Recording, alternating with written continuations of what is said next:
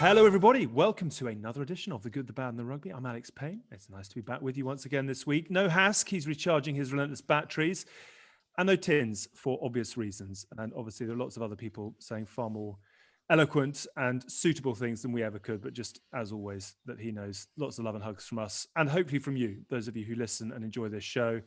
A very sad time for a very great man. But more on that to come from far more important sources, of course, in due course. Ben is here this week, which is very nice and very appropriate, given French dominance of Europe. Ça va bien? How are you? Ça va très bien, merci. Absolutely chuffed by the way that things are going. When finally, the French clubs decide to all of them consider Europe as a target instead of just being a money-making machine and let's make it to the quarters and then we can piss off from there. It brings the best out of them, and I'm delighted to see that everybody's buying into it. Good. And what's lovely is that we've got the O'Gara kids playing ping pong in the background. And in the foreground, we've got arguably the greatest European player of all time. 128 caps for Ireland, 3 Triple Crowns, and the Grand Slam, of course, famously in 2009 with the 78th minute drop goal against Wales. 16 seasons with Munster, with whom he won 2 Heineken Cups, 3 Lions tours. And he's now just bossing it as the coach of La Rochelle. On Saturday, he took his team to the brink of yet another European Cup final, beating Sale in the quarters to set up a tie with very familiar foe in the semis. Bonjour, Monsieur Ronan O'Gara. How are you? Alex, how are you? Great to reunite with you. How are you doing? I'm very well. It's very nice to see you. And just before we started recording, so you're looking incredibly well. That is the sun, I hope. It's not fake and bake. You haven't changed too much from your... No, most definitely. Yeah, I live obviously in Ile de Re, which is a little island off La Rochelle. So I have a fantastic lifestyle. Great rugby club at the minute too. So things are going well. But as we know, they don't always last like that. But you got to enjoy it. And as you know, I probably have a different mindset from coming back from the Crusaders than I had as a player. So I see a lot of good where I live, and that's important from the family's point of view. And also got some really good players to work with in this club. So when it's good, you got to say it's good. Quite right too. And enjoy every minute while you can. There are guests that we have on this show who I get very excited about talking to because you literally can go anywhere. And you are one of those people. Your career as a player was extraordinary. And now your coaching career is unfolding almost sort of with real structure and clarity around it. Certainly it appears that way from the outside. Is that a sort of a well-mapped journey that you're on at the moment? Or have you just had opportunity to present yourself, you've grabbed it, and it's gone really well? How are you building your coaching career at the moment? Yeah, I think they're not really linked. I think I stopped the playing career in 2013, and then you are zero. You're completely, it was probably a big reality check when I left Cork to not know how to book a ticket to get on the tram in London and what the different coloured lines to follow to go to meet Jackie Lorenzetti in the middle of London. And it was beyond me. I had to ring Jess at home and kind of said, I actually don't know how to do this at all. So literally everything is done for you as a player. You just follow your schedule, and you've heard that a million times. And what polo shirt you wear the next day is the only thing that's important. So then you go into a different, I suppose, career. Yes, it is rugby, but I think the only, I suppose, thing that's important that if you're an ex-player is that you probably have a presence in the room, but after the first session, you pretty quickly lose that. So you need to know your subject matter, or else, because players are ruthless and they'll destroy you. And I was conscious of that, so I kind of spent the first 3 or 4 months in Racing as kind of a skills coach. I didn't actually ever coach the kicking, which is a myth, but that's kind of to go with me wherever you go. But that isn't accurate. So after a while, I observed that there was probably an opportunity to make their defence better.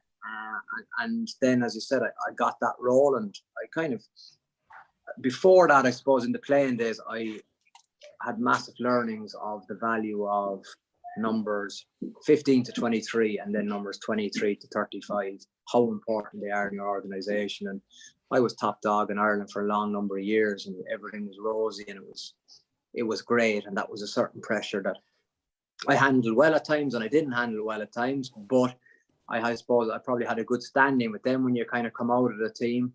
but it's still your country. You're just so happy to be involved in international games. But you also see the other side of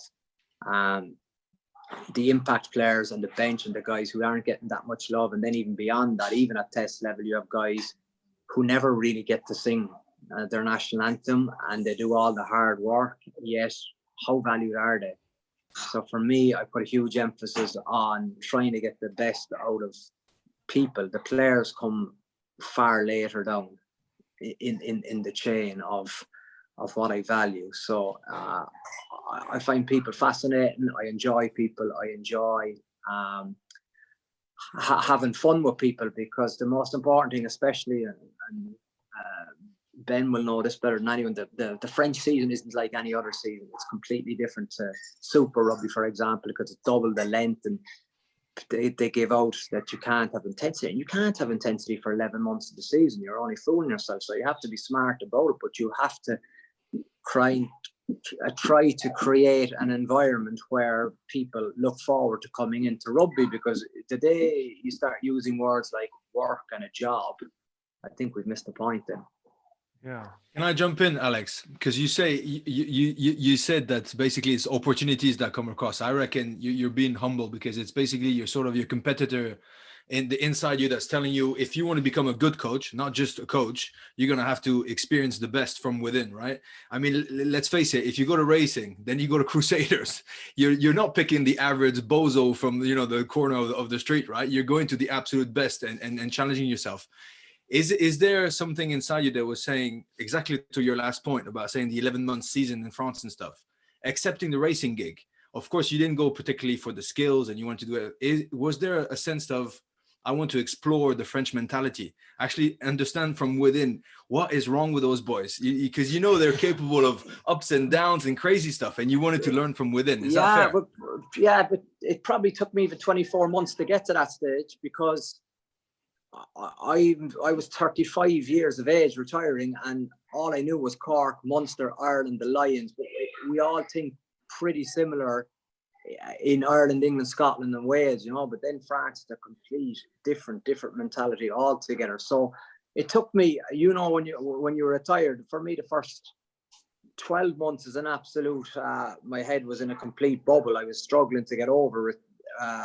Playing, and I didn't really know what to do, but I just loved the game. But then the next kind of 12 months, you're finding your strides a little bit, and you get ideas, and I think it's about how you're valued within the environment too. I was lucky. I had the two Laurents in Racing, and I think they were very good to me, because they treated me as an equal on their level, and that's important too, as opposed to kind of pushing this guy down and keeping his ideas. No, well, he's inexperienced, he doesn't know what he's talking about, he doesn't know the French game. But they were receptive, because as you know, in France, it's such a mix of cultures that you don't have anywhere else in the world, that sometimes someone who doesn't speak that often may actually have the killer point and may actually grow your environment. So I think the big thing was, one thing I would say, I had no interest in coaching in Munster, because for me, if you want to be a good coach, you have to be prepared to make hard decisions. You have to be prepared to call it.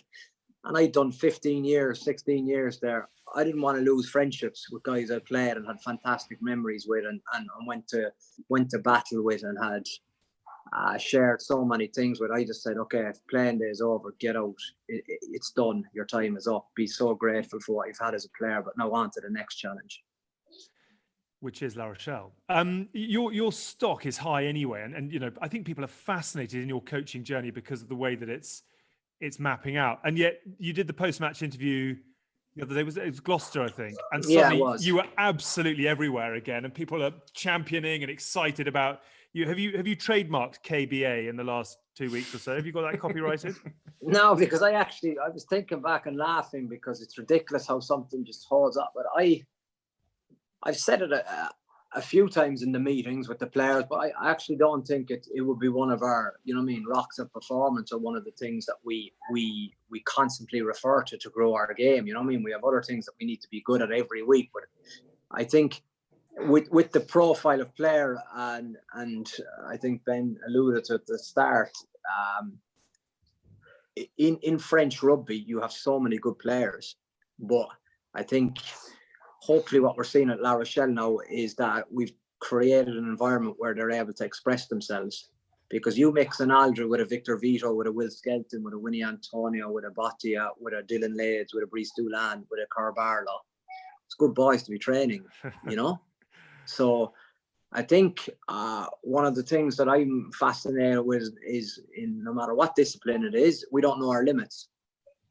So if you put a limit on something, there will be a ceiling. But I constantly kind of remind the boys that we don't know where this is going, or we don't know our limits. So I think that's an important thing to keep referring to, that we could be at the start of something that could be very good. And that's the goal. But like, if you put a ceiling on something, you'll only ever be as good as that. But I just find when you get a lot of genuine positivity, encouragement in a room, there's huge potential. There's something that I'm sorry, Alex, if I'm skipping the questions and stuff, and I'm fast forwarding a lot, but there's something that I'm really itching at asking you is, do you realize, so in the last couple of weeks in the French press, you said something that for me struck me as can be completely special, was because La Rochelle is basically, in the history books, La Rochelle made it once to the corners. So they've already broken history, right? And they were asking, you were asked the question after the Gloucester win, you know, are you happy about equaling the history of the club? And you're like, I'm not here just to make history. I'm here to win it. You are the only coach in France ever, who has been able to actually come with a sentence like that. Because either in France, they don't take it seriously here because top 14 is super competitive, eight-month season, like you said. The money is absolutely ginormous. So, you know, there's always a president who's sort of, you know, tapping on your head, telling you better not mess around. So Europe is good, but as soon as there's one loss, they give up. Or you have your Racing, your Toulouse, your Clermont, who always take it seriously. But for La Rochelle to say, no, listen, we love this competition. We're there to win it. It doesn't mean you're guaranteed to win it. It doesn't mean that you didn't say that, you know, nobody can even touch you. But you said, we're going to give it our absolute best. And like you said, where is the limit? That's what you just said a couple of seconds ago. You're trying to break that roof. And do you realize how much you stood out to all the different speeches that you would genuinely get? And that's probably one of the key factors of the success of La Rochelle at the moment. You're pushing a new dimension of emotional positivity for Europe, the European competition, to those La Rochelle boys. Yeah, it is. It actually, that's a big challenge, and it's maybe a chat for off air that you can help me with, because you can't beat local knowledge. But it's something, and I understand in the French education system, it's never good to be the worst in the class, but it's even worse to be the best in the class, because you get looked down at for being good. You know, I don't understand that philosophy. I can't get my head around it. So we were getting French lessons, and the teacher was saying, no, but in France, you just can't be the worst in the class, but even worse, you can't be the best in the class. I was there, why? Just because all the other boys in the class will mock you for being the best in the class. So I gave a lot of compliments in reviews, and the players in front of me were going bright red, and I actually had to stop a meeting. I said, oh, what's wrong? I said, and they all do this kind of noise or something that it must be a thing in La Rochelle, that the kind of that the player is licking up to the coach or something. But like, it's very important for me in my psychology that when a guy does something well, you reinforce it positively, you show it in front of everyone. But they find it very, very hard to take a compliment, which is the complete opposite of the Crusaders, which would be absolute the norm. Or Munster, for example, as well. When I was playing there, there was an awful lot of encouragement and good positive images, but there was an awful lot more slagging, I would think. But here we just we're trying to get a group together, because, as you know, it's an excuse to say that, yeah, the French language, and we're guys from South Africa, Georgia, New Zealand, Australia, Ireland, all around the world. But I think if you have a will, there's a way to get people to connect and get them playing for the jersey you want them playing for. One of the things, and this is very simplistic, but I've sort of read it a couple of times now, is that Ronan O'Gara, the player, in inverted commas, pragmatist, Ronan O'Gara, the coach, jouer, KBA, etc. Is that too simplistic in the way that you see it, or how do you equate the difference between player and coach? Very, very. For me, I'd still be a massive believer, Alex, in game management. I think that's so important at every level. But the two people who can really, I suppose, implement that are your 9 and 10, but they need eyes from 13, 15, 8 to feeding into where we're playing the game. Are we playing it in the right area of the pitch? But it is, I think, and Benjamin will know, will confirm with this. In the UK and in Ireland, we had Sky Sports had the rights for Top 14 every Sunday night, and it was a big hit with a lot of Irish people. I don't know what it was like in England, but all of a sudden that's been pulled. And you've Donnacha Ryan, you've Zebo, you've Mike Prendergast, you've James Collin, you have Jeremy Davidson, you've an awful lot of, I suppose, Irish players now playing in France. So there is that underneath it. There's a desire to see it, but that's been taken. So we've been completely starved. And then, so Irish English people turn on the TV for the first time because in a few months, because our game in Edinburgh a few months earlier in the pool stages was wet, cold, snowy, and it was an average game. And then they probably saw this game. It was a dry ball. The pitch was in good condition. It was perfect for playing rugby. And rugby is very different in the fact when you don't have to concentrate really or are too challenged with a dry ball for your skills. You can play the game you want to play, but anytime a small bit of dew or grease comes onto the ball, it becomes a different game, Alice, because your skill set is very, very challenged. So we got a perfect night for playing against Gloucester, who were probably very different to Sale because their line speed is a third probably of how Sale comes. So you have to play differently. You just have to respect who you're playing against, and that's why nowadays, like, you can't just have a one game plan fits all. You have to have, different strands and different options within that game plan. But overall, I suppose your basics remain the same. The consistency, though, between player and coach is the success that is following you at this point, or you're generating. I think I'm right in saying when you started with Racing, you were quite public in saying, I'm starting a journey here and I'm learning and there's a lot I've got to absorb. I just wonder, on your coaching journey, are you still, I presume you are always learning every day, but do you feel now you're in the groove and you're doing what you want to do, or is it still a learning exercise even at this stage? There's certain, I think, elements that you'll never understand from me. I don't get the scrum really, I don't get sometimes around the tackle area. That I find that difficult to analyze that accurately or consistently. I think there's obviously certain elements of the forwards game that I never understand, but that's okay, because I think that's the fascinating thing about rugby, is that you need to get a good team and you surround yourself with good people that have good ideas, because you're not going to be an expert on all the areas, because rugby's too I suppose played by so many different people that on shapes and sizes, and I suppose the nuances in certain positions, there's just so many key points that you'll miss. So for me, I like to kind of concentrate on what I'm strong on, and I have probably room for maneuver on one or two things, but there'll be a lot of things, Alex, that I'd be kind of strongly believe in. And I'd also I put a huge value in preparation. I think that's what helps me mentally too, to be hopefully in better form than I was as a player, because as a player I didn't deal with pressure well at all.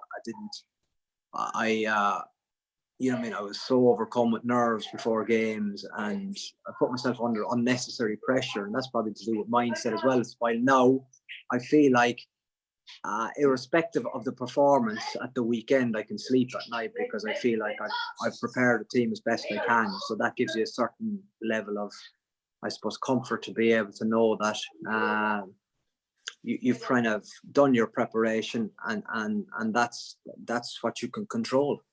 I'm fascinated. So I didn't mean to sort of react. I'm fascinated to say you didn't handle pressure well as a player. I can't think.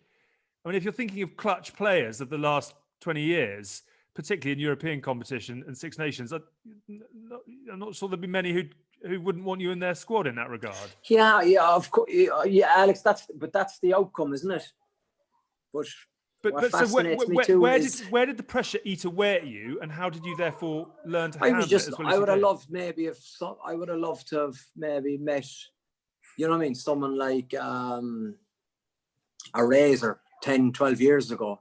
Actually, you know what I mean, if you want to turn this around, look at the potential, as opposed to my generation. We were probably brought up and being the underdog, and small team against a big team, which is okay to a point, but then you have to assume your status, and you have to kind of go, well, no, actually, we expect to win today, so let's play. But sometimes you're brought up on the fact that we're lucky to be taking the pitch against the likes of, you know what I mean, Delalio or Johnson or these boys, but who's to say we're actually quite a good team too, you know? I just laugh because I was very, very lucky in the glory years with Sky. I did more Munster games than most. I just remember, I think there was one game where you were playing Sale B and you were 33-1 on to win. And still the headline said, Quinlan says we must fight like the underdogs or whatever it was. I mean, it was a very Munster thing to never give any sort of a backing to yourself. I just, you know, it worked to great effect, really. But you were talking about Razor Robertson and the Crusaders. First, I mean, did your surfing come on down in Christchurch? No, you didn't get into any of that? I didn't. No. Did you break dancing? No, I'm a terrible dancer. We had a little bit of Ronan Keating, all right, singing a few Irish songs on a night out. But no, it fascinated me. It blew my mind, and it would be fascinating because I know Ben is a smart guy. Just how blown away I was by genuine positivity and growth mindset. You know, you don't get it in your 2 or 3 weeks personal development by going to visit them, but actually engaging in the meetings we had, and how well player driven the environment is, but also the possibilities of, for example, you know what I mean, you create a move in France or suggest a move in France early on in my days here, okay, and the first reply would be, that won't work, and 5 of them will tell you why it won't work. But I'd be there, okay, well, hold on a second, lads, what happens if we actually do this? It may work. Could we think about it like that, you know? And they're there, no, will you go away, coach, that ça marche pas comme ça. And I was like, okay. Okay. So you just have to, I learned, so the next day you give the same move, but you give it to a player and he presents it. And they're like, oh, pas mal ça. So there's a skill in delegation. So I learned that early on, and if it's their idea, fantastic. So, but that's it, because so many people, you know what I mean, it's the Dan Carter, you know what I mean, what's best for the team, what's best for the team. It's not what's best for the individual. So many people struggle with that, and I know it's easy because Dan had an average career. He did okay. So you just have to keep referring back to that, what's best for the team, because as players we don't see it like that, and I didn't see it like that. But when you come out of that playing bubble, you realize, actually, I'm a little piece of this jigsaw, but the big jigsaw is so much more important than my piece. I'm pretty sure you picked it up in about a week, but you understand how French people work. They see Ronan O'Gara rocking up. They're not going to question even your rugby ability, right? It's never going to be that, but they need to test you as a man, right? Yeah. You always test it as, well, what's his character? Where does he crack? How far can we push him? Yeah. And you got to love that about the French, because once they've pushed you and you've backed it up, wow, they will love you for a while. Yeah, and I think that was good. I think what they also like is when you put your hand up and go, guys, that was my fault, I got that wrong. They kind of go, okay, yeah, geez, this guy actually, he's not a know-it-all. And if you do that consistently, as you say, I think you get the best out of them. And it's something that I really appreciate, because you kind of, you know what I mean, if you get you know what I mean, you present a move and you don't get the detail right at the ruck, for example, and the player goes, well, you said that to me. And I said, you're right, actually, I did. And but once you own up to it, you own your mistake. They were fantastic in that regard. But it's, yeah, it's still I did 5 years in wrestling, and then you have 2 years in a complete different mindset environment in a different country, in a different game, nearly a different sport, because Super Rugby's all out attack over here in the Northern Hemisphere. It's so competitive, and it's harder to find space, and the defenses give you nothing, while over there they nearly have an unwritten rule where, all right, ye attack, we attack, ye attack, we attack. It's 80% attack. You know what I mean? Small but interested in defense, while here, like, the teams are really, and it's the fascination of I never got relegation till I came to France, and I understand what it means to the local villages and towns, and how much the local economy and the local mood of the people can be affected. So that's why in England and France you're playing in the best, they're the best leagues in the world in that regard. Amazing. How often did you ever look back on your career, your playing career now? I'm just sort of fascinated in whether you ever take stock, and as a coach you look at the whole, and whether you look at, I suppose, just how much rugby's given you, really. I mean, do you ever take time, or have you got way too much to be concentrating on? No, I do. I think I'm very appreciative of the playing days, yeah. But that chapter closed a long time ago, and I don't dip into it. I don't feel the need to. I was very lucky and blessed to have that period of my life where I had played with Munster and played with Ireland, played with the Lions, and fantastic memories. But I think for me to be able to move on, I got good advice to say, you don't retire, you announce what you're doing next.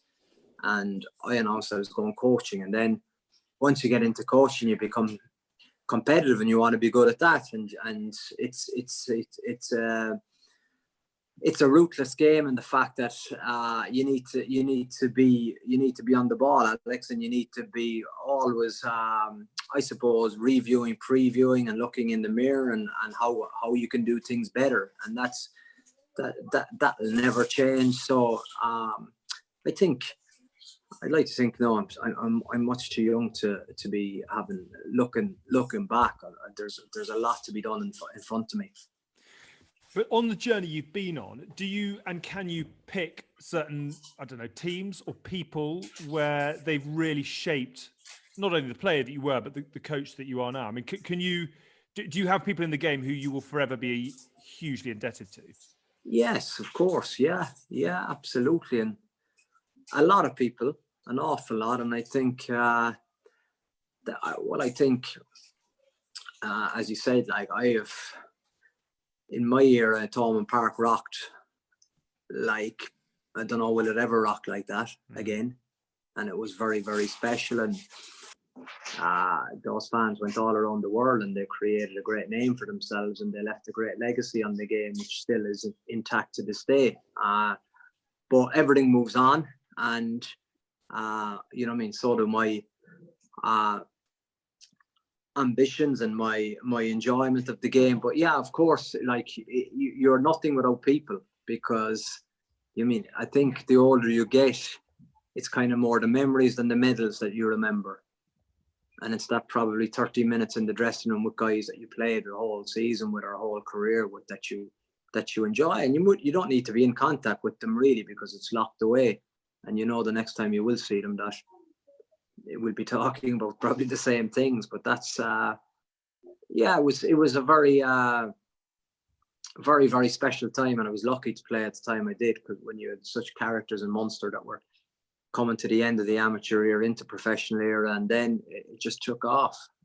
But it just passed so quick, At the time, you don't really appreciate it.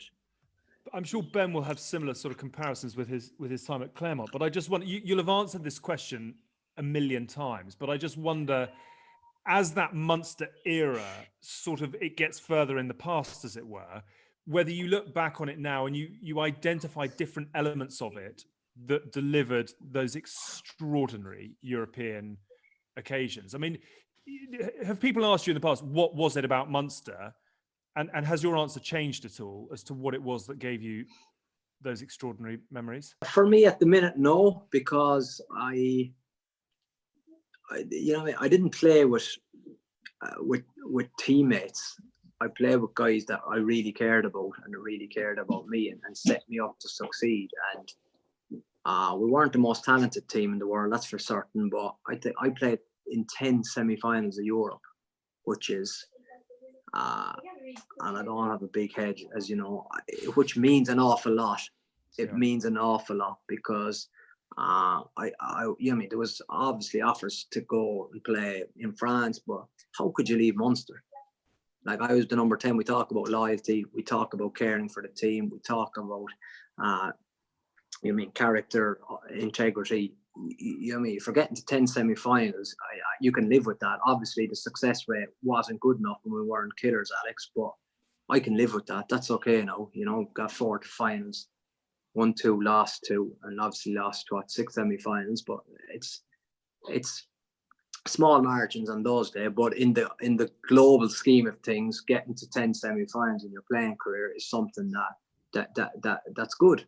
And as I started off at the start of the interview saying, when it's good, you have to recognize it's good and stop being looking for always more and more. But it was, I love the fact that what it started off with and what it ended as was very different. But what remained integral throughout my time there was how well driven it was by essentially players from the area, with some unbelievably smart recruitment of overseas players.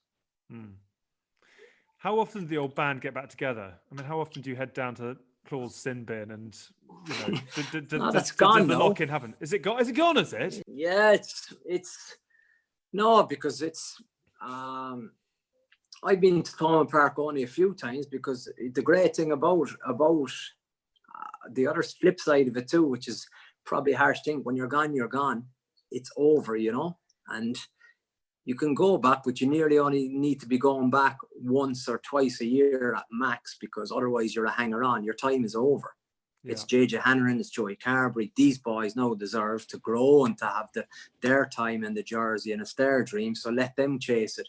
While I think as the ex-player, you don't need to be that imposter or that kind of guy that's always hanging around looking for his back to be slapped. I could think of nothing worse. Interesting. But do you ever get back together? Not necessarily at Thomond Park, but is there a? Yeah, we did. We had a 10-year reunion. Was it 2018 in New York? We were all flown out to New York for a high knees session. So it was. Say no more. Say no more. Who is wearing it the best? I mean, you have to be up there in terms of the crew that got away. But actually, Peter Stringer is still in very good nick. Who's wearing it the best and who's wearing it the worst? Yeah, himself and Jerry Flannery are. Yeah. They're very, very into their bodies. So leave them off, Who's wearing it the worst would be who is struggling? How's Mick Galway these days? Oh, he's gone mad into cycling. His fitness, right. He burns at a ball end, so it's fantastic, But I think if you're looking for a dinner party or you're looking for a night out, he's the first man to call, because you're just guaranteed to laugh. For if you can get Mick Galway, Claw, Trevor Brennan, these boys are just. I don't think our era missed the storytelling capacity, but those guys really have that, capacity. Like Mark is exceptional at it, isn't he? And does it feel like yesterday when you're all back together? And are you still placed in a headlock with knuckles rubbed over your head from start of the evening to the end, or does it feel like a different lifetime? And are you all much more respecting of each other? Different lifetime. Really? Yeah, but sure. Even having a pint together feels like a different lifetime. We've been locked up. We can't. We don't know what it feels like. But I just wonder, you came through with not just some extraordinary characters in Irish rugby, just some extraordinary characters, full stop. I just wonder, having grown and been looked after by them and done what you did for them, how you relate to the modern player. I mean, how much has the modern day player changed from the characters you were schooled by?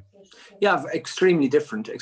But I suppose, I think the Lions tour in 2001 gave me my biggest eye-opening. That was my biggest, I suppose, 8 weeks of, okay, something has to change in you if you want to get where you want to get to, because that was 8 weeks with, essentially kicking 3 times a day with Johnny and getting an insight into his mindset. And then you had fellas like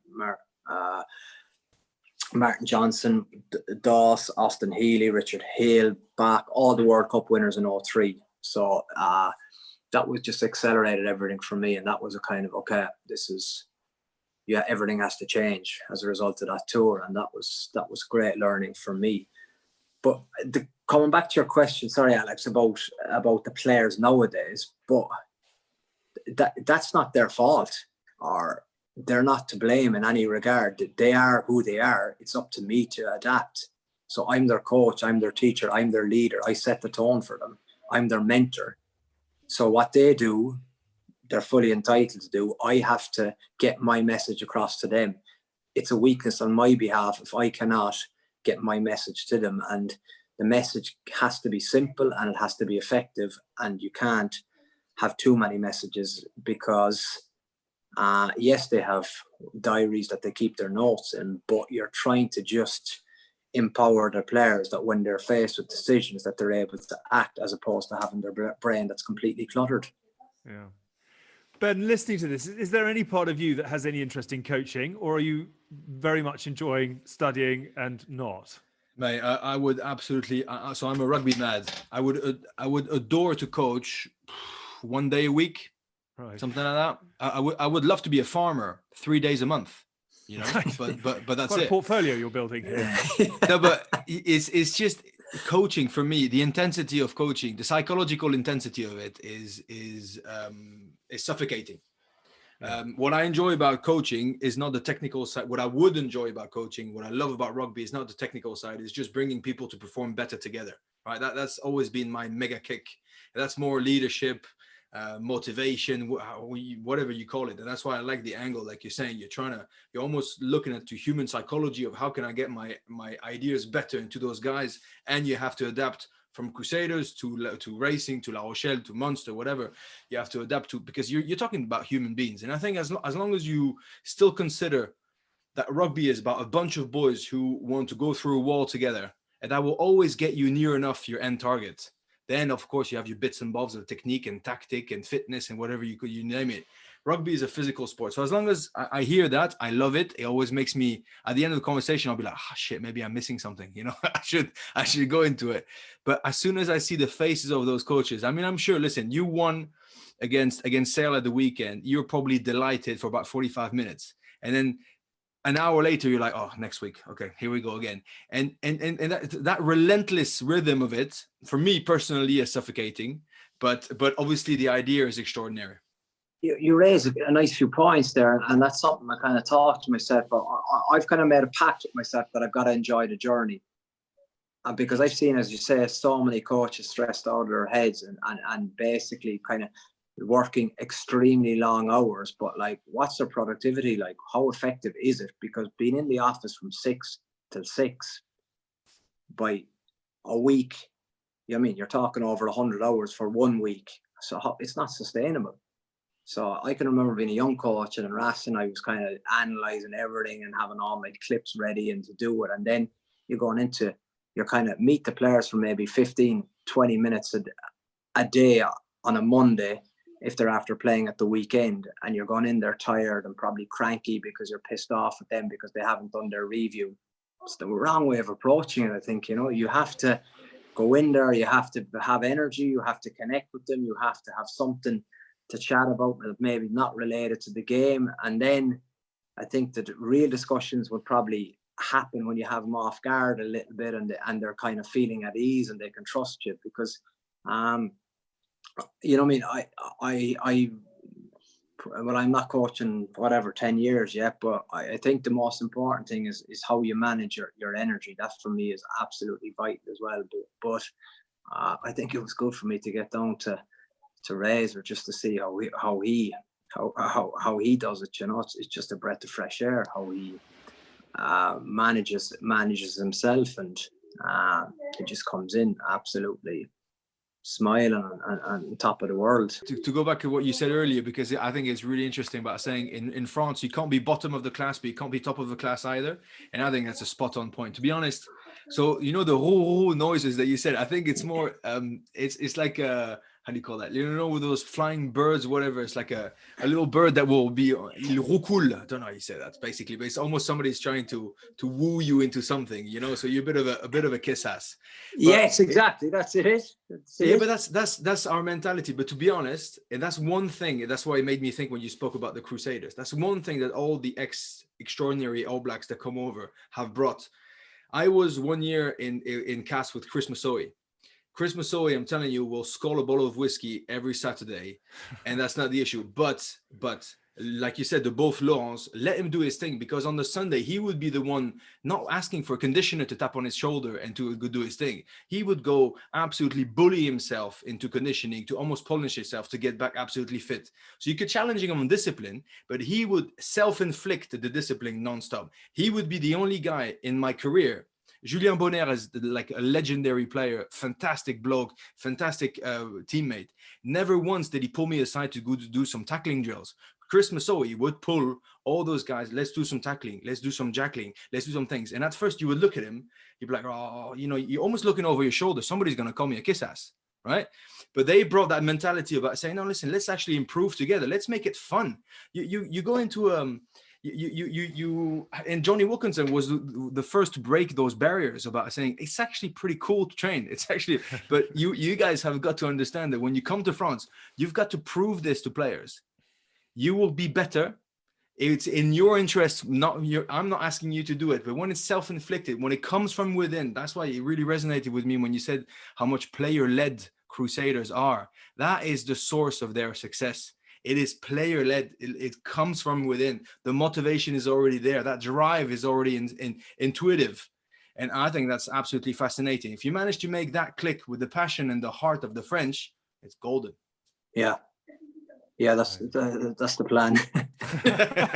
Good luck, mate. So I'm conscious of your time, Rog. I mean, this is fabulous, and I'd love if as and when you've got time. I know Tins would love to have a sort of catch up more on the playing days when he's back and with us. But a couple of sort of quickies to finish up with. Highs and lows. Were the highs greater as a player or a coach, and are the lows lower as a player or a coach? Oh, the lows are horrendous. As horrendous. A coach? No, sorry. As a player, I don't think I've had the lows as a coach that I've had as a player yet. Obviously, because there will be lows as a coach. There's no doubt about it. But you know what I mean. But that for me is the great thing. You know what I mean. I can see it now that you know what I mean. Every failure was an opportunity to learn something and to get better, and I genuinely believe that, because you know what I mean. It started with Northampton and Twickenham in 2000, 9-8 beaten. I got 0 points.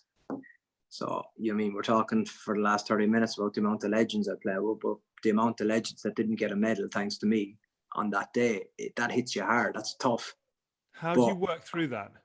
It was hard. You want the ground to eat you up. You want to walk to the old Heineken Cup, and you sometimes feel that this walk could end everything. That's how low you get. And that's, I suppose, the other side of being the kicker and putting that responsibility. But then if someone was to take the tee off you, you'd be there, no way, is he getting the tee? You know, I don't want this. And then you've got to face up to your challenges, and you've got to get a process and a system and a structure that works for you when pressure hits you the next time.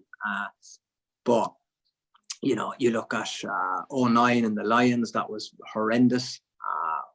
For such a brilliant tour to end like that in the second test was beyond crushing, and it's a massive disappointment. I wouldn't change the thought process again. I would still play to win the game as opposed to kick it out for a draw. That was my mindset. But as a result of probably my performing under pressure, or under probably being concussed as well a little bit, to just my judgment, my skill execution to contest the ball in the air was off. And what a 3 points to give up, you know, in a big game. That and Paul being the captain, that beyond hurts, and still will and still does. But that's life. You have to.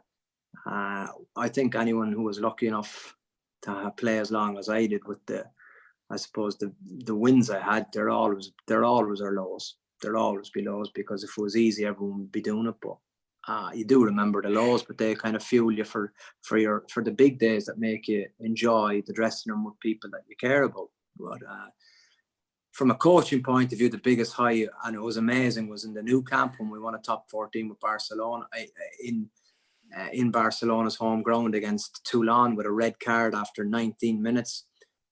Literally, it's fascinating, because it was just, as we talked earlier about, a bunch of humans came together and they believed in something, because normally at 14 players, you're probably badly handicapped. But and another good learning from me was to trust your instinct, where if your 9 gets sent off, all logic points to replacing him immediately. And we sat in our hands. We'd won him off. We'd played sevens for Argentina, so we kind of used him in the dual role of kind of short side winger and playing 9 on our feet, and we won the game. So that was 110,000 people. That was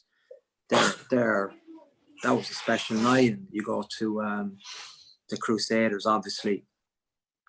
With the cattle we had available, you should be winning Super Rugby with those boys, but it was the manner, I think, and how the seasons went down there that was so interesting. And I suppose the relationship I built with a lot of players, an awful lot of players that I still in contact with, that means a lot.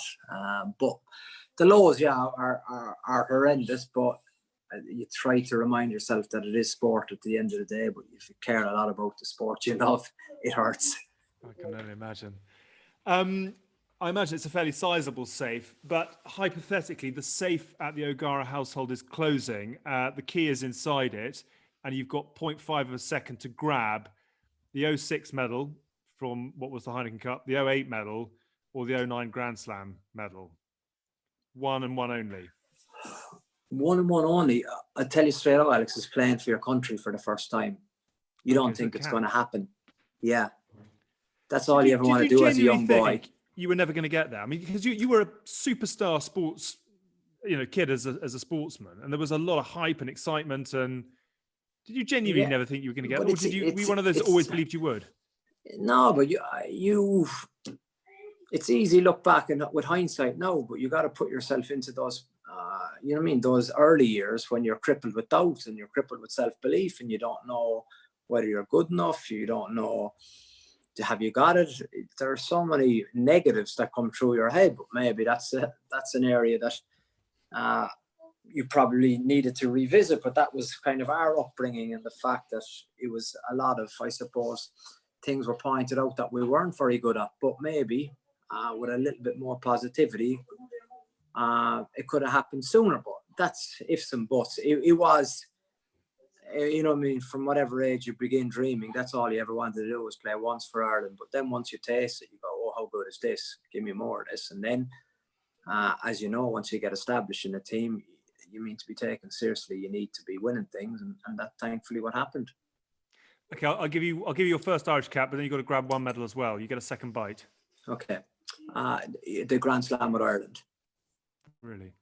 Because it's just such a weight. Because it's your country and it's a higher level.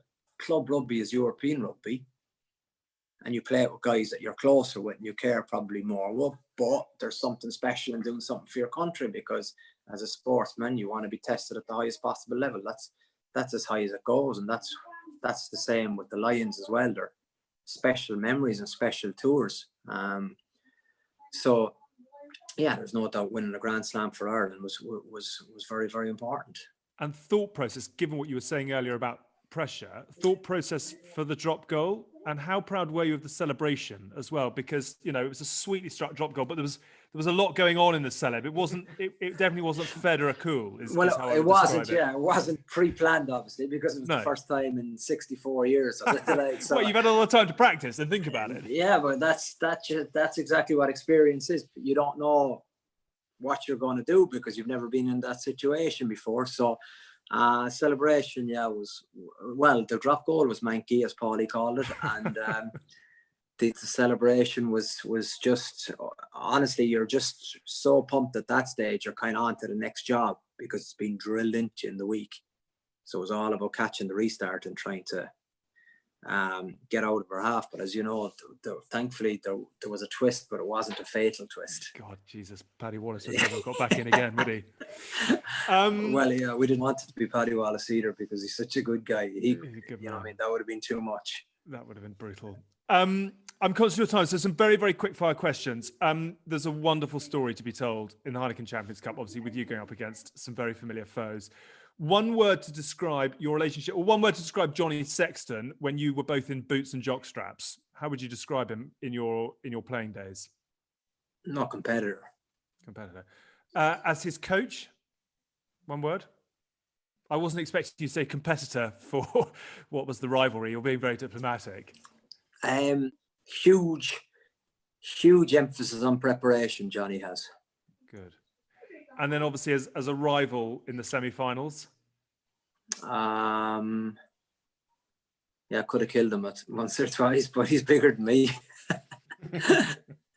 So, but in the rivals coming up now. Yeah, exactly. In fact, you're now coaching against him. I thought you were talking about.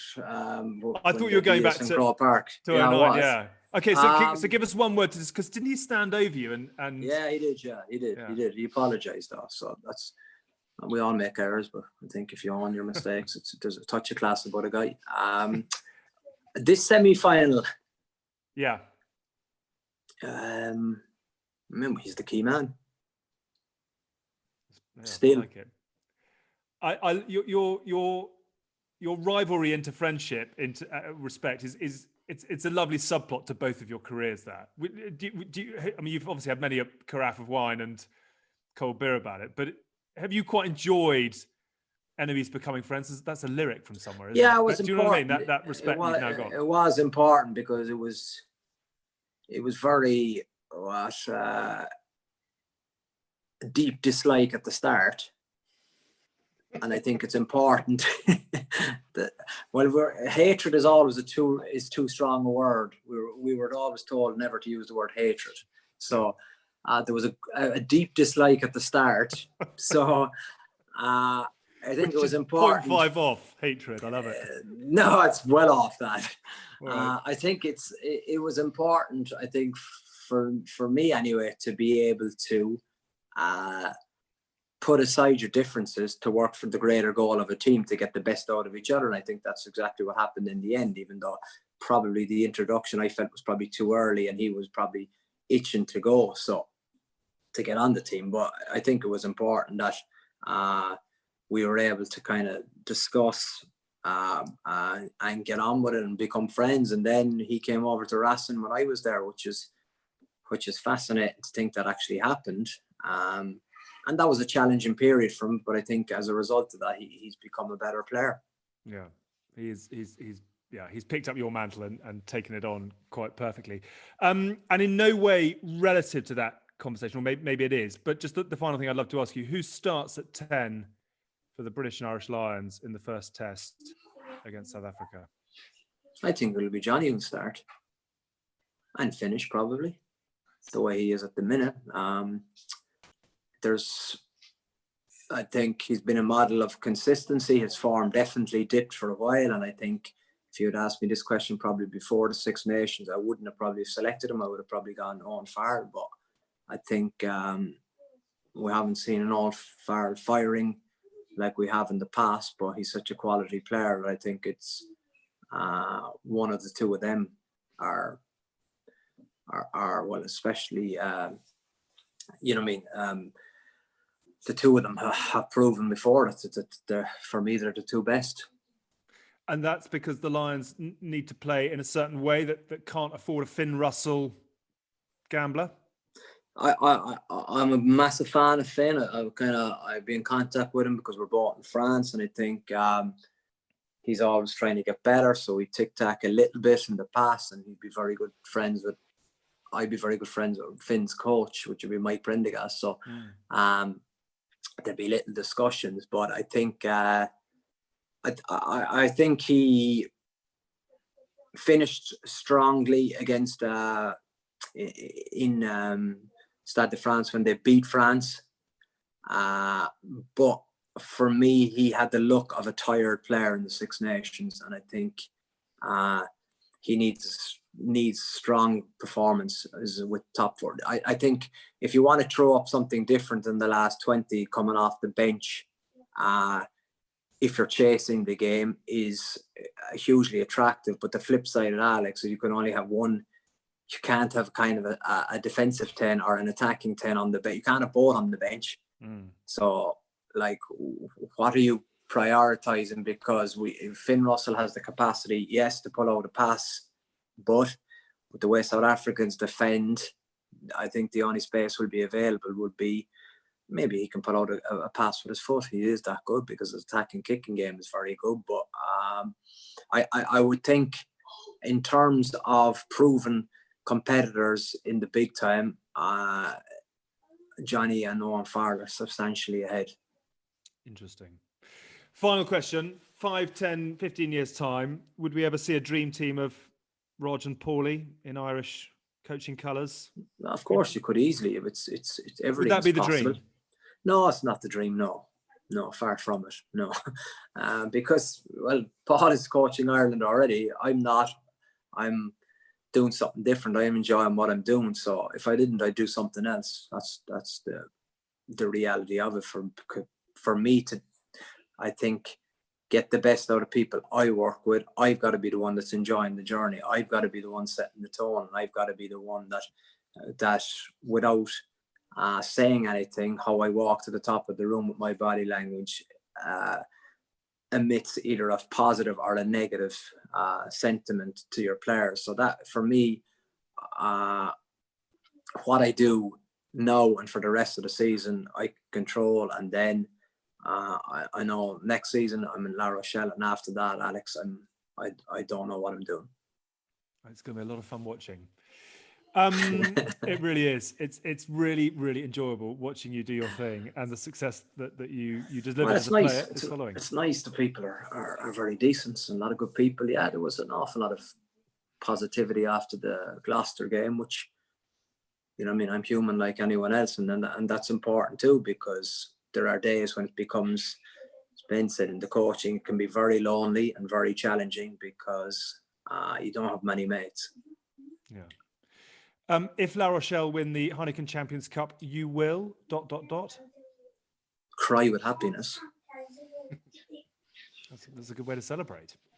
Yeah, that would be. But you know, I mean, it's yet so near, yet so far. We're coming to teams with like Leinster with such a history, you know. But that's because they've been strong for a long time. As I said at the start, I intend this club in La Rochelle to get stronger. So there's some good players. So it's possible, but we realise that it's a big ask. But that doesn't really matter, does it? When the ball is kicked off, it's going to be one team going against the other team, and that's the beauty of it.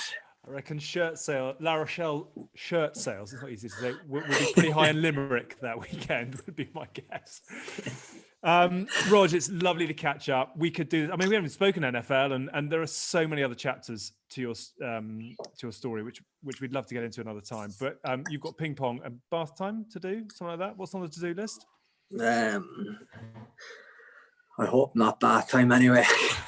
We haven't quite kept you for long enough. No, I have to get a big day tomorrow, review the Sale game and preview the Leon game. As you know, the top 14 doesn't stop, so we have to perform against Leon. It's a big game this weekend, so that's what's next for me. So I need to make sure I have my attack plan right. Good on you. Give it to the key man to pass to the players, whatever it is that you need doing. Yeah, exactly. Rog, lovely to chat. Thank you so much for swinging by. We're very grateful. We love watching you do what you do, and we'll hopefully catch up before too long. Good luck. We will. See you, Ben. Thanks a million. Really enjoyed it. Mate. Thanks all the best. Thank you very much. Fascinating. Hey, Man, I love the answer about Finn Russell. He did not back down, huh? No. It's pretty 100% genuine, argumentative. So, you know, with content backing it. It's not just like an impulsive answer. No, I like that. He wasn't opening a newspaper saying, right, the Times thinks that, this, so I'm just going to go with the flow. Yeah. He's actually saying, no, I reckon, you can dream or you want to win. Yeah. And my answer is, if you want to win, this is how you do it. And I love it. It's oft forgotten because there's so much to talk about with Ronan in terms of his playing career and so much to talk about in his coaching career. But he's actually also a brilliant pundit and analyst. If we'd had more time, I'd love to have picked up. And I think I did. Certainly, his first game with Sky was the European Cup final, which was Toulon Clermont in Dublin. Did you play in that one? We lost by 1 point. You lost by 1 point. Oh, yeah. Sorry to bring that up. But he was our studio guest in Dublin that day. And, he was the European record point scorer, a Grand Slammer. He was a British and Irish Lion. And I don't think I've ever had a more nervous studio guest in the 15 years that I did with Sky. He really twitchy. And we had 3 minutes till we're on air. And he was like, what is this? Is this now? I'm not really ready to go live. And we're like, well, relax. It's a bit like being a player. Get your first answer out and you'll be absolutely fine. And he was brilliant. And I think just natural, took to it like a duck to water. And I think obviously got a very high standing in Ireland in the media world. But just, you got the sense from that BT Sport interview that he did that everybody now really would love to hear so much more from him. It's not easy being a coach in the game, but he will give you a straight answer to a straight question, which is fascinating. I didn't want to ask you with him on the line, but what is his standing like in France? Because he speaks the language, he's done Racing, he's doing great things with La Rochelle. I mean, do France welcome him like a sort of an adopted son? Or is it too early, too much? No, adopted son, no, but he's the Dan Carter of the coaches. So a legend comes to France. He's the Johnny Wilkinson of coaches. So a legend comes to France. You got your playing CV that's next to you. Like I said, in France, it gets you a foot through the door, but only a foot. And then they're going to test you of who you are as a bloke. All I know is that every single bloke of Racing was telling me that he's a proper competitor. He is absolutely ruthless. He's got that dog that the French love. Yeah. So he will not back down. He will own up to his mistakes, but also own up to his ideas, and probably stand up for himself. Without having the French like honest people. We like confrontational if necessary, but we like straight up answers, proper in your face. This is, black and white sort of thing, no gray zone. Is he skills coach in racing? Is he? Fuck, come on. He's got a CV that's just absolutely incredible. Of course he's hungry. And the boys are like, nah, he just wants to connect. He wants to learn. And then the fact that he moved to Crusaders is purely that. He's ready to move, to be humble enough to never be a number one and to gradually get there. So no, his reputation is genuinely very good. And there's also that angle that you need to want to adapt to France, not come with Ronan O'Gara. It's like, listen, in Munster, we used to do this. This is how we're going to play. If you start to behave like that, you're going to get called out very, very quick. He's flexible and smart enough to adapt his ideas, his mentality, and his skill sets to France. And that's why at the moment he's doing some fantastic stuff. So because he didn't say it, but between September and January, La Rochelle were absolutely trashing everyone. They are the revelation of top 14. They are smoking team after team. And the only thing is that Six Nations hit, that one defeat at home against Toulouse that sort of kicked them in the nuts a little bit, and they were sort of shaking a little bit after that. Then you have the Dulin, Aldrit, Winnie Antonio, Pierre Bourgarit, the hooker, all went for the French team. That sort of and a few injuries that made them wobble a tiny bit, and now they're back on track. So they're the serious contender to all titles this year. Yeah, I mean, do you genuinely think they can win the Heineken Champions Cup? I think Leinster is a huge challenge. Yeah. I think they will struggle against Leinster. But where he's totally correct is that they are good enough that, like he said, it's going to be 15 men against 15 men. In 80 minutes, you never know what can happen. And what he means by that is that rugby is a tricky game. Huh? Mm-hmm. You need one intercept. You need one yellow. You need one controversial decision. You need one event. If everything stays absolutely static, if La Rochelle play a decent game without going 150% of how good they can be, then Leinster would beat them, right? If everything still is normal, I think Leinster are just a step ahead. But if La Rochelle bring them in the anger, absolute red zone in the gutters, like Leinster do not like to be taken. If the Winnie Antonio and do you know how Winnie Antonio and Will Skelton and Greg Aldrit combined? Do you know how hard they can hit? Nobody does. No. And they don't even know. I mean, there's 45 stone of Antonio and Skelton right there. It's freakish, right? Yeah. It's honestly, it's out of this world powerful. And they're the type of gentle giants that don't even know how good they can be. So if they try to play the same game as the dancing feet of Furlong, you know, and all that, then they're dead from winning. But if they back themselves and they go full on how good they can be, I just don't know. So I still think Leinster are favorites, yes. But where he's right is that they're good enough to actually stand a chance if they back themselves full on. Now, if they do that, they're going to beat a serious contender. I think that Toulouse will beat Bordeaux in the other semi, and that will be one hell of a final. But listen, this semi-final of Champions Cup, of course, all the teams are extraordinary. But they've got that profile that fits to Europe because they've got the power and the pace. They're multi-dimensional, which I really like about them. A quick reflection on the weekend, and I suppose I can't. What did we get? 20-something shots at goal and no tries. Was that right in the two French games or something like that? But what do you make? What do you make of French Sunday? First of all, were you surprised, or did it go according to your predictions? The two results that we had. To be honest, I was disappointed that it was raining in Clermont. That's about it. So you get all those goals and stuff, mate. Clermont-Toulouse, there's no way in the world there's not going to be some rugby played.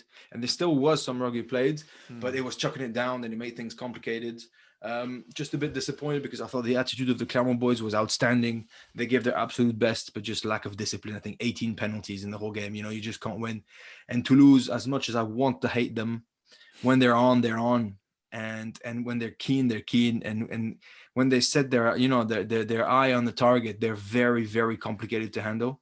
Is that a personal thing with Toulouse, or is that an entirety of French rugby thing? No, completely personal. Because once you get beaten that many times by a team, you started to get this. How did Ronan put it? What is it? A deep discomfort or a deep dislike? A deep dislike. You know, I don't hate them. Absolutely right. It's a deep dislike, but no, listen, I was delighted for Bordeaux because they sparkle something different and they've got a great momentum about them. But racing without Vakatawa and Henri Chavancy and Finn Russell, you know, it's a bit much to ask. I just thought there was a proper rotated team, so it wasn't the fireworks amount of rugby that we were expecting. Yes. But it's still fantastically healthy to see three French teams in the semis of Champions Cup. Not only because I'm not going to teach you and nobody doubted that there's some extraordinary powerhouses of European rugby in France, but for once they're all keen to go. That's the point that I was trying to make. La Rochelle have never, ever competed in Europe by actually believing they can go the whole way. Bordeaux have never competed to go the whole way. And so all these teams actually backing themselves, going full on and full tilt at however good they can be, it absolutely delights me because it's the stepping stone to international rugby. So it's fantastic for the French setup in general. It's fantastic for the future of this sport to say, they can create some different games, different oppositions, different type of rugby. It's just good for everyone. I adore this competition because I think it brings something special, and I feel that people are starting to agree with me. Yeah, absolutely. I mean, it has had a dip. There's absolutely no doubt about it. But from what it once was, it does feel like it's on its way back again. I quite like this round of 16 into quarterfinals, into semi-finals as well. A lot of people are saying that. Would you ever consider Europe just as a knockout competition from the very start? I think you'd miss the back-to-back games were always such a highlight of the season. And quarterfinal weekend in Europe, I think, is the best weekend of rugby outside of Six Nations and internationals. But it does feel like the magic is returning. And so much of that has to be down to the fact that France are taking it seriously because those colourful esprit de cloche type, is that right? Esprit de clocher. Pardon. Yeah, but never forget that those same boring kicking games would have been outstanding. I mean, the last 20 minutes of La Rochelle Sale were pretty boring, except if Marcel Defront would have had 16,000 bananas fans absolutely squeezing their life out, it would have been extraordinary. The commentators, myself for BT, would have shut up and be like, listen to the happiness. Right, those type of moments. He was talking about a jam-packed Thomond Park and all that. Those are the memories that you have. So never forget that it will become even better than what it is now. Yeah. do you want to pick a winner at this point of the tournament? Do you still think it's? Would you go Leinster? I mean, Leinster Toulouse would be a hell of. I don't think we've ever had Leinster Toulouse final, have we? That would I've got Toulouse now. I've got Toulouse now, to be honest. But because they beat Clermont, so my heart is broken, Yeah. and so now I can let my head speak a little bit more. I was very impressed with the Leinster victory in Exeter, I have to say. Yeah. Being 14 down after 15 minutes or whatever it was, and to come back against the champion. No, they losing Johnny Sexton after 20 minutes or something. Yeah. They're just very, very good at this, right? Like Munster were a couple of years ago. They are, and they know their stuff, and they really click on the right moments at the right time, and the boys are perfectly prepared. One-on-one, I mean, listen, you wouldn't swap the whole Leinster team to go play for Exeter, right? Yeah. But they just connect better, and their strategy is spot on, and they've got something special. So the same thing, you wouldn't swap all 15, to play for La Rochelle or for Leinster and stuff. But when the Leinster setup is together, they're particularly precious. So I do see, sorry, Ronan, but I do see Leinster just being that step ahead. And if we get a final Toulouse-Leinster, I still see Toulouse. Yeah. It is funny how this competition is so cyclical in terms of the countries of dominance. And, England had several years where, they had most of some of you can find the stats, but, France had their period of dominance. Ireland had their periods of dominance. England had their periods of dominance. And now France are back at it again. Is that just the way that these things sort of unfold? Or is there something in the water? Is it Six Nations inspired? Is French rugby sort of back on itself again? I don't know. I wouldn't read too much about it because look, Sale didn't even win a pool game and they were in the quarters, right? So this year is a little bit all over the shop. The only thing is you can say how many teams, qualified, yes or no. Saracens won it 3 times. Toulon won it 3 times. Leinster won it twice and then twice, or twice and once and whatever.